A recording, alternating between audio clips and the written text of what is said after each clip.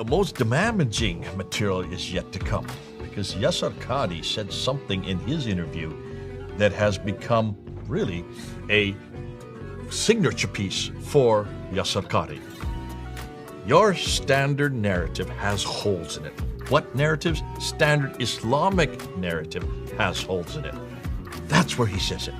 You want to see it? Stay tuned. It's a pity. Dr. Yasir Qadhi literally threw the Quran under the bus. If the Quran is doubtful, what else is? Maybe there was no prophet who received any Quran from Allah. Let's hear what Dr. J have to say about this butchering of the Quran. He must be a very fulfilled man now. His 25 years of work, and Islamic scholars have finally admitted it. What he didn't know, and see, this is what most Muslims don't know, and this is what I'm going to say to you Muslims. What Yasir Qadhi still doesn't know is what we know. What Muhammad Hijab still doesn't know is what we know. If you're going to take a little bit of each one of these, there are 93,000 differences in these different Qurans. Just between the Hafs and the Warsh are 5,000 different Qurans.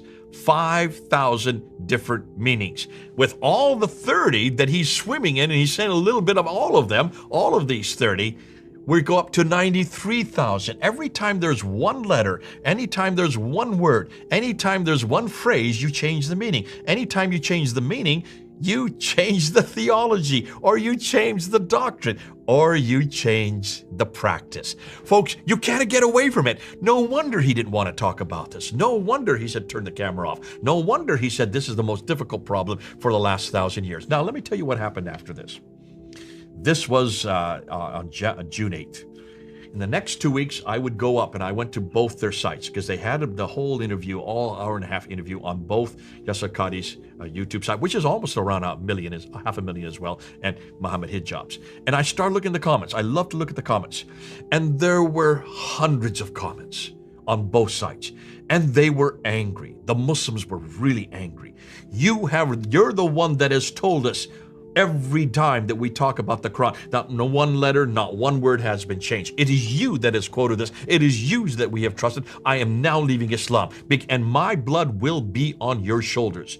Hundreds of Muslims were writing this in the comments. They were angry for a good reason, because they had been duped. All their lives they had been duped. And here is someone with the stature of Yasir Qadhi, one of the leading authorities on the Quran, who got his doctorate at Yale University on this very subject, admitting that there were many, a little bit of this, a little bit of that. You just add them together, and what has come out, we can be sure, is the preserved Quran that is in heaven.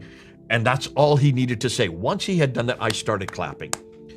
Folks, within 2 weeks, there were so many Muslims that had left Islam that had put their comments there on both channels that both Muhammad Hijab and Yasir Qadhi had to shut down all comments. They stopped all comments within 2 weeks. Right.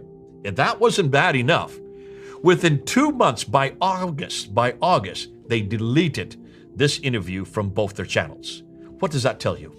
It tells me that, first, they recognize the damage they've done. Number two, they cannot answer that damage, because during these 3 months, they could have came back and did another show, or each one of them tried to explain further, took the time to digest what took place, try to help the people looking at the comments just like you did. But obviously, Muhammad Hijab doesn't have the answer. He even didn't get the answer that he was looking for. And Yasir Qadhi didn't want to take another deep dive. He recognized the damage that he already caused, the attacks probably that came against him, and so on and so forth. Yeah, there was so much anger until this day. I'm not even going to tell you what Yasir Qadhi did on November of 2020. He put out a 90-minute video attacking me, attacking David Wood, and attacking Dr. Dan Brubaker. Why in the world did he attack Dr. Dan Brubaker, who had not said one word about this? David and I were putting this all over the internet. So was Hatun. Right. We were all at the forefront of this. I can understand why he wanted to attack us. But Dan Brubaker? We're going to talk about that next. And Dr. Brubaker, in his kind attitude, went to him and tried to dialogue with him as well. Yeah. And he called us ultra-crepidarians, and it's called the ultra-crepidarian video. It's a great video. If you have a chance, go look at it. It's so much fun. You can see we just by continuing to talk about this interview, got so much damage. But we need to go on to the even more damaging material, and that's next. We thank Dr. J. Smith for all the work he has done exposing Islam. The fruits are now coming. Peace to the world. Wonderful. Thank you so much. Thank you, everyone. Until next time, have a blessed day.